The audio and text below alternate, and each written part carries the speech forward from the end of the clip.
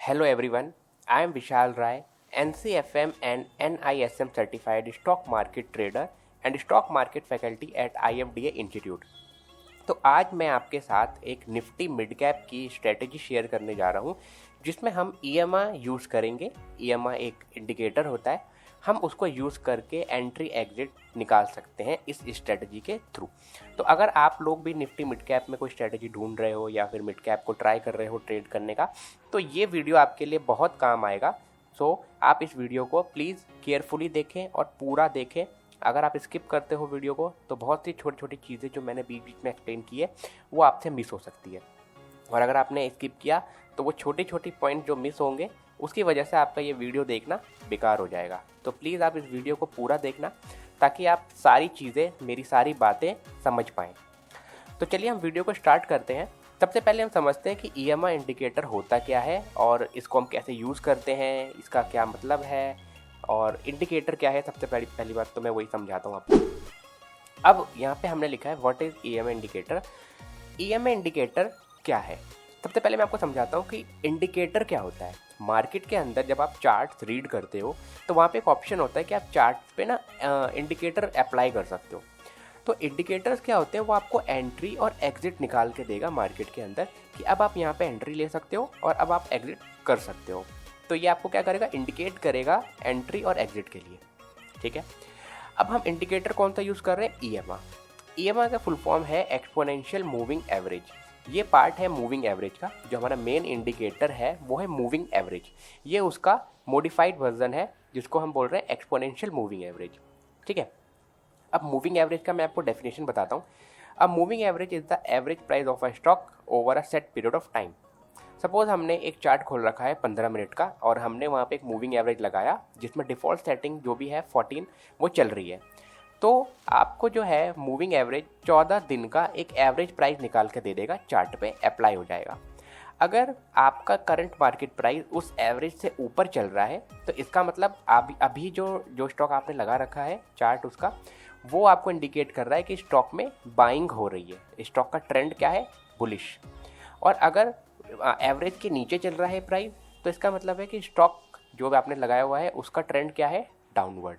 ठीक है, basically market में 3 तरह के ट्रेंड होते हैं, एक होता है बुलिश, एक होता है बियरिश और एक होता है न्यूट्रल जिसको हम साइडवेज बोलते हैं। ठीक है, तो ये आपका इंडिकेटर जो है ये साइडवेज मार्केट में काम नहीं करेगा, वहाँ पे आपके लॉसेज होंगे, स्टॉप लॉस कटेंगे ज़्यादा। तो इसको आप बुलिश और बियरिश मार्केट में यूज़ कर सकते हो। ठीक है, तो ये हमने समझ लिया इंडिकेटर के बारे में, इंडिकेटर का मतलब क्या होता है वो सब कुछ मैंने आपको समझा दिया। अब आगे बढ़ते हैं। यहाँ पे मैंने मूविंग एवरेज को और एक्सप्लेन किया है। अब मूविंग एवरेज क्या है, मूविंग एवरेज के 2 अलग अलग पार्ट हैं। एक है SMA जिसका नाम सिंपल मूविंग एवरेज है और दूसरा है EMA जो एक्सपोनेंशियल मूविंग एवरेज कहते हैं जिसको हम। अब इसमें से इन दोनों का यूज़ क्या है, देखो पहले सिंपल मूविंग एवरेज में आपको समझाता हूँ। सिंपल मूविंग एवरेज में क्या है कि जब आप इसको चार्ट पे अप्लाई करते हो तो ये सिंपल सा आपको एवरेज प्राइस दे देता है सिर्फ। ठीक है, आपने 10 दिन का मूविंग एवरेज लगाया तो ये क्या करेगा, आपको 10 दिन का एवरेज प्राइस निकाल के दे देगा। ठीक है, उसमें कुछ बड़ी बात नहीं है। क्या हुआ उसके बाद जब लोगों ने इसको यूज़ किया तो उसमें बहुत सी प्रॉब्लम्स हुई, कई बार स्टॉक फॉलो नहीं करता था। तो उसके बाद EMA का इन्वेंशन हुआ, लोगों ने EMA बनाया, मूविंग एवरेज का दूसरा पार्ट बना EMA। अब EMA क्या है, EMA के अंदर में क्या करते हैं हम, इसमें हम जो भी हमारे करंट डेज होंगे उसको हम ज़्यादा वैल्यू देंगे। ठीक है, सपोज आपने 5 दिन का EMA लगाया तो 5 दिन में से जो करंट का दिन होगा ना उसको ज़्यादा वेटेज मिलेगी, जो उसके बाद का होगा उसको ज़्यादा मिलेगी, जो उसके बाद का होगा उसको ज़्यादा कम मिलेगी। अब हम एक बार मूविंग एवरेज के दोनों अलग अलग पार्ट को समझ लेते हैं। जो इसमें से SMA है फर्स्ट वाला पार्ट, उसके फुल फॉर्म है सिंपल मूविंग एवरेज। अब ये सिंपल मूविंग एवरेज क्या होता है, जब आप इसको चार्ट पे अप्लाई करोगे तो ये आपको सिंपल सा एक एवरेज निकाल के दे देगा। ठीक है, उसमें कोई बड़ी बात नहीं है। सपोज आपने 10 दिन का मूविंग एवरेज अप्लाई किया हुआ है तो ये सिंपल मूविंग एवरेज क्या करेगा, आपको 10 दिन का एवरेज प्राइस निकाल के दे देगा। अगर प्राइस उसके ऊपर है तो बाय, अगर नीचे है तो सेल, सिंपल।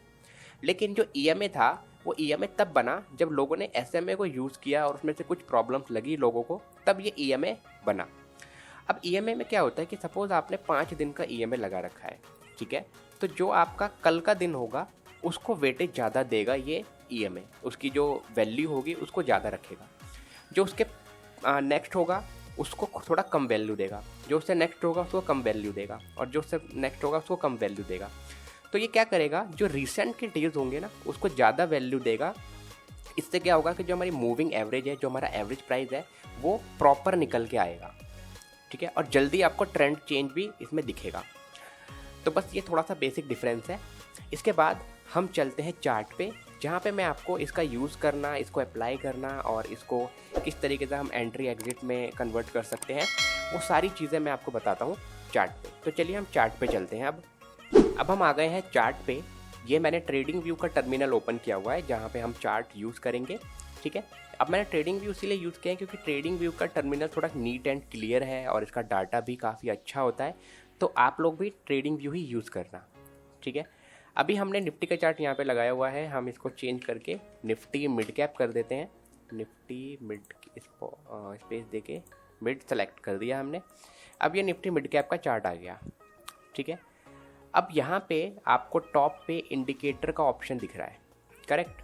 यहाँ पे आप क्लिक करो, सर्च का ऑप्शन आ रहा है, आप यहाँ पे सर्च करें EMA, मूविंग एवरेज एक्सपोनेंशियल, ये आपको मिल गया। अब आप जब इस पर क्लिक करोगे तो यहाँ पे ये अप्लाई हो गया चार्ट के ऊपर। अब हम इसको हटा देते हैं और इसको फुल स्क्रीन कर लेते हैं ताकि जो आउटपुट आए वो क्लियर आए। ठीक है, अब हमको क्या करना है, इसकी सेटिंग्स में जाके इसको कुछ चेंजेस करने पड़ेंगे। जैसे कि लेंथ को हमको करना है 13 और नीचे दोबारा लेंथ कर दो आप इसको 7। ठीक है, और स्टाइल पे जाके इसको टिक कर देते हैं हम स्मूथिंग लाइन को, और इन दोनों लाइंस को हम थोड़ा बोल्ड कर देते हैं। ठीक है, आपने जो हमने इनपुट में डाला है नंबर्स, आप इसको ध्यान से याद कर लेना और सेम चीज़ आपको अप्लाई करनी है चार्ट के ऊपर। ठीक है, और इसको हम ओके कर देते हैं।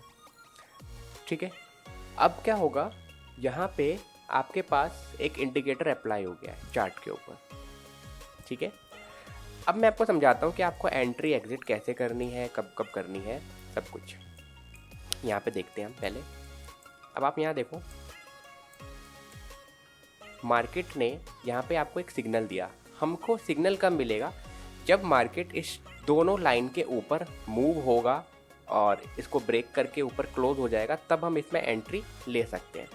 ठीक है, अब देखो यहाँ पे मार्केट ने दोनों लाइन को क्रॉस करके ऊपर चला गया और क्लोजिंग दे दी है ऊपर से। साथ में आप यहाँ देखो कि इन दोनों लाइन में ना एक क्रॉस भी बना है यहाँ पर, इसके नीचे में आपको दिख रहा है। मैं हाईलाइट कर देता हूँ, यहाँ पे इस पॉइंट पे एक क्रॉस बना है। ठीक है, अब ये क्रॉस बना है तो इसका मतलब क्या है कि यहाँ पे ट्रेंड रिवर्स हो रहा है, तो हमको यहाँ पे बाय करना चाहिए। अब जब हम यहाँ बाय कर रहे हैं तो हमारा SL क्या रहेगा, इसी के नीचे, जो कैंडल ब्रेक कर रही है इसी के नीचे आपको SL रखना है। SL छोटा रहेगा कोई बात नहीं, लेकिन हमको जो ट्रेड्स मिलेंगे बहुत अच्छे ट्रेड्स मिलेंगे। ठीक है, छोटा SL है हमारा और मार्केट ने ऊपर ब्रेक दिया, फिर अगली कैंडल भी ऊपर बंद हुई। अब आपको क्या करना है, धीरे धीरे ना SL अपना शिफ्ट करते ही रहना है। ठीक है, अब यहाँ पे क्या हुआ, मार्केट ने ज़्यादा अच्छा मूव नहीं किया और डे एंड तक मार्केट नीचे क्लोज हो गया, और मैं मानता हूँ आपका cost to cost stop loss कटा होगा या फिर थोड़ा बहुत SL भी आपका लॉस में चला गया होगा। डोंट वरी, ये भी फर्स्ट एग्जांपल है। उसके बाद नेक्स्ट डे मार्केट ऊपर ही ओपन हुआ और ऊपर ही क्लोज हुआ। अब क्या होगा, यहाँ पे देखो आप, मार्केट ने जो कल क्रॉस बनाया था वो अभी भी कंटिन्यू है, ट्रेंड चेंज तो हुआ नहीं है। तो मेरे को क्या करना है, यहाँ पे बाय का ट्रेड लेना है और ये मेरा SL रहेगा। ठीक है, मैं यहाँ मार्क कर देता हूँ, ये मेरा SL और यहाँ मैंने एंट्री ली है। मार्केट में थोड़ी सी सेलिंग भी आई, लेकिन फिर ऊपर, फिर नीचे, फिर ऊपर, और डे एंड तक मार्केट मिड तक ऊपर गया और फिर डे एंड में नीचे आ गया। डोंट वरी, लेकिन हमको यहाँ पे एक ट्रेड मिला जिसने हमको एक अच्छा प्रॉफिट दिया है। और मैं क्या कह रहा हूँ, आप ट्रेल करते रहो स्टॉप लॉस, आपका ट्रेलिंग SL हिट होगा। ठीक है, स्टेप बाय स्टेप आप अपना SL ट्रेल करते जाओ। यहाँ पे कहीं आपका SL हिट हुआ तो फिर भी आपको प्रॉफिट तो मिला है ना।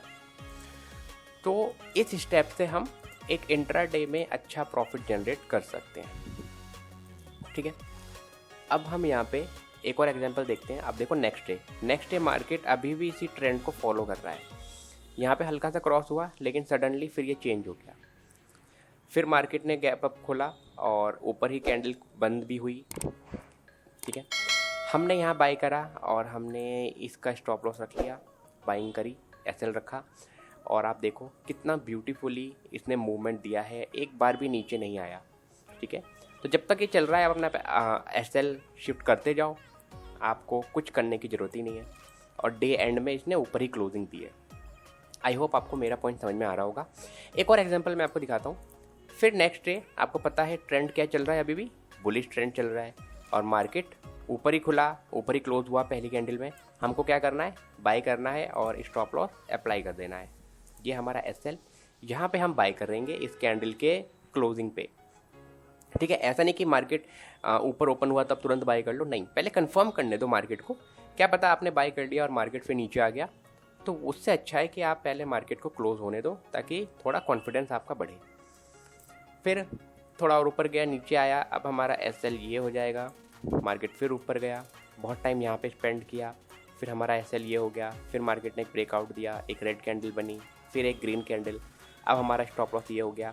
और डे एंड में मार्केट ने हमारा एक अच्छा ट्रेलिंग एसएल काट दिया, लेकिन हमको एक अच्छा प्रॉफिट तो मिला ही है ना। और आप देख लो ट्रेंड चेंज नहीं हुआ है, ठीक है। दोबारा चलते हैं, फिर ऊपर हम देखते हैं। देखो मार्केट गैप अप खुला, आपने बाई किया, ये एसएल रखा, ठीक है। यहाँ बाई करा, मार्केट घूमता रहा, कोई भी अच्छा ट्रेंड नहीं था यहाँ पे। और फिर मार्केट नीचे आया, लेकिन आपको अपना एसएल तो शिफ्ट करना ही है। यहाँ पे आपने लास्ट एसएल रखा, मार्केट ने यहाँ पे एसएल काट दिया आपका, ठीक है, डोंट वरी। लेकिन हम यहाँ पे फिर शॉर्ट का ट्रेड नहीं ले सकते इस कैंडल के अंदर। क्यों? क्योंकि आप देख रहे हो ये जो ट्रेंड चल रहा था ये अभी तक क्रॉस नहीं हुआ है। मैं आपको कहता हूँ कि आपको ट्रेड तब लेना है जब ये पहले क्रॉस करे, फिर मार्केट नीचे क्लोज हो, या फिर दोनों चीज़ एक साथ हो जाए, ठीक है। लेकिन ऐसा हुआ नहीं है, तो यहाँ पर क्या हुआ, आपको कोई भी ट्रेड नहीं लेना। अब क्या हुआ यहाँ पे, फिर एक ग्रीन कैंडल बनी ऊपर की तरफ, फिर मार्केट रिवर्स हुआ। अब यहाँ पे मार्केट ने क्रॉस कर दिया है और मार्केट नीचे क्लोज भी हो गया है इस मूविंग एवरेज के नीचे। अब हम यहाँ पे सेल का ट्रेड ले सकते हैं, लेकिन मैं आपको सजेस्ट करता हूँ कि आप इस पॉइंट के नीचे ही लेना ट्रेड, जो भी आप ट्रेड लेते हो, ठीक है। तो जब मार्केट इसके नीचे क्लोजिंग देगा तब आपको एंट्री लेनी है यहाँ पे, ठीक है। और जब आप एंट्री ले रहे हो तो आपका एसएल क्या रहेगा, इस कैंडल का हाई, क्योंकि इस कैंडल ने ही यहाँ मूविंग एवरेज को ब्रेक किया है। तो हमको क्या करना है, इसका हाई एसएल मार्क करके आप यहाँ पे ट्रेड में एंट्री ले सकते हो। मार्केट नीचे आया, फिर ऊपर गया, लेकिन हमारे स्टॉप लॉस को नहीं ब्रेक किया मार्केट ने, ठीक है। तो हम होल्ड कर सकते हैं और डे एंड तक हमको एक अच्छा यहाँ प्रॉफिट ज़रूर मिला होगा, ठीक है। फिर अगले दिन मार्केट गैप डाउन खुला और फिर एक ग्रीन कैंडल बनी, लेकिन मार्केट ने मूविंग एवरेज को ब्रेक नहीं किया, है ना। और फिर हमारा ट्रेंड कंटिन्यू चल रहा है और लास्ट में भी मार्केट ने नीचे ही क्लोजिंग दी है। ये तो हमने देखा रिसेंट डेज़ का, ठीक है। कई बार अगर मार्केट में कोई ट्रेंड फॉलो नहीं हो रहा है तो वो आपको थोड़ा परेशान कर सकता है, क्योंकि वहाँ पे आपके एसएल ज़्यादा हिट होंगे, ठीक है। एक और चीज़ मैं यहाँ पे आपको दिखाता हूँ। देखो जब मार्केट ट्रेंड लाइन को ब्रेक कर रहा है, सॉरी ट्रेंड लाइन नहीं, मूविंग एवरेज, तो मार्केट क्या करेगा, जब मार्केट मूविंग एवरेज को ब्रेक करेगा तब आपको ये देखना है कि जो मूविंग एवरेज के ऊपर कैंडल क्लोज हो रही है वो कितना ऊपर है। जैसे ये बहुत थोड़ी सी ऊपर क्लोज हुई है ना। और यहाँ पे हमारा ट्रेंड भी चेंज नहीं हुआ, आप देख रहे हो यहाँ पे जो हमारा मूविंग एवरेज था उसने क्रॉस नहीं करा है, टच करके फिर नीचे आ गया। तो यहाँ पे हमको ट्रेड नहीं लेना। ट्रेड कब लेना है, इस कैंडल में।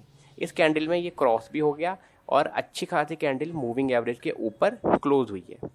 अब हम यहाँ पे ट्रेड ले सकते हैं और आप देखो एक भी रेड कैंडल नहीं है, सीधा मार्केट ने एक अच्छा हाई लगाया और आपको एक अच्छा प्रॉफिट यहाँ पे मिला होगा। एक और एग्जांपल देखते हैं हम। अब यहाँ पे देखो आप, यहाँ मार्केट ने क्लोजिंग दी इसके बिल्कुल मूविंग एवरेज पे दी, लेकिन हम यहाँ पे सेल नहीं कर सकते, क्योंकि हमको ट्रेड कब लेना है, जब मार्केट दोनों मूविंग एवरेज के नीचे आ जाए, लाइक दिस। यहाँ मार्केट ने क्रॉस किया, इसके नीचे क्लोजिंग दी, तो ये एक अच्छी कैंडल है, हम इसमें सेल जरूर कर सकते हैं, ठीक है। तो उसके बाद मार्केट ने कुछ खास मूवमेंट नहीं किया और मार्केट क्लोज हो गया उसी के आसपास, तो डोंट वरी। लेकिन हमको जो सिग्नल मिला है हमने उस पर काम किया है ना। हम रैंडमली कोई भी एंट्री एग्जिट नहीं ले रहे हैं, हम एक ट्रेंड को फॉलो कर रहे हैं, एक सिस्टम को फॉलो कर रहे हैं, राइट। फिर मार्केट अगले दिन गैप अप खुला, क्रॉस भी हुआ है यहाँ पे ऊपर की तरफ, लेकिन कुछ खास ट्रेड नहीं बना। फिर मार्केट ने नीचे क्लोजिंग दी, यहाँ पे क्रॉस भी हो गया। अब हम यहाँ पे सेल कर सकते हैं और फिर यहाँ पे हमारा एसएल गया। तो जब भी मार्केट में कोई ट्रेंड फॉलो नहीं हो रहा है तो आपके छोटे छोटे एसएल जाएंगे, लेकिन जब मार्केट ट्रेंडिंग होगा, जैसा भी हमने देखा था, ये देखो, जब मार्केट ट्रेंडिंग होगा तो आपको एक अच्छा खासा प्रॉफिट मिलेगा, ठीक है। और एज ए ट्रेडर आपको क्या चाहिए? आपको यही तो चाहिए कि जब आप ट्रेड ले रहे हो आपका एसएल छोटा हो और कम कटे आपका एसएल, और जब आपको प्रॉफिट हो तो आपको ज़्यादा से ज़्यादा प्रॉफिट हो। यहाँ देखो कितना अच्छा यहाँ पे ट्रेड मिला। मार्केट मूविंग एवरेज से गिरा, फिर ऊपर गया, फिर यहाँ पे इस कैंडल ने क्लोजिंग दे दी और हमारा यहाँ पे क्रॉस भी हो चुका है मूविंग एवरेज। तो हम यहाँ पे नेक्स्ट कैंडल में बाई कर सकते हैं और इसका एसएल लगा सकते हैं, ठीक है। मार्केट में हमने एसएल लगाया, एंट्री ली और फिर उसके बाद मार्केट मूव होना स्टार्ट हो गया। और फिर हमको क्या करना है? हमको सिर्फ अपना एसएल ट्रेल करते रहना है, स्विंग टू स्विंग। यहाँ पे किया, फिर यहाँ किया, फिर टॉप पे किया, ठीक है। तो इस तरीके से आप सिंपल सी स्ट्रेटजी को यूज़ करके इंट्राडे में एक अच्छा खासा प्रॉफिट कमा सकते हो, ठीक है। और इसमें जो मैंने आपको चीज़ें बताई हैं वो बिल्कुल बेसिक है, उसमें कुछ भी ऐसा एडवांस नहीं है। ये बहुत ही सिंपल स्ट्रेटजी है और आई होप आपको समझ में भी आया होगा डेफिनेटली, ठीक है। तो अब आपका काम क्या है? आप इस स्ट्रेटजी को बैक टेस्ट करो। आप इसको कम से कम 3 महीने 6 महीने तक का डाटा इस पर मैच करो कि किस तरीके से एंट्री एग्जिट मिली आपको, ठीक है। उसके बाद ही आपको लाइव मार्केट के अंदर एंट्री लेनी है, ठीक है। ऐसा नहीं कि मैंने बता दिया और कल से आपने ट्रेड करना शुरू कर दिया, बिल्कुल नहीं। पहले आपको खुद भी इस पर कॉन्फिडेंस गेन करना है कि हाँ ये स्ट्रेटजी सही में काम कर रही है या नहीं कर रही, ठीक है। तो अब मिलते हैं हम नेक्स्ट वीडियो में। आई होप आपने वीडियो को एंजॉय किया होगा और आपको बहुत कुछ सीखने को मिला। तो प्लीज़ हमारे चैनल को सब्सक्राइब कीजिए, इस वीडियो को लाइक करिए। तो अब हम मिलते हैं नेक्स्ट वीडियो में। मैं कोशिश करूँगा कुछ अच्छा सा टॉपिक या फिर कोई और स्ट्रेटजी आपके लिए लेके आऊँ। तो तब तक के लिए थैंक यू सो मच और बाय बाय।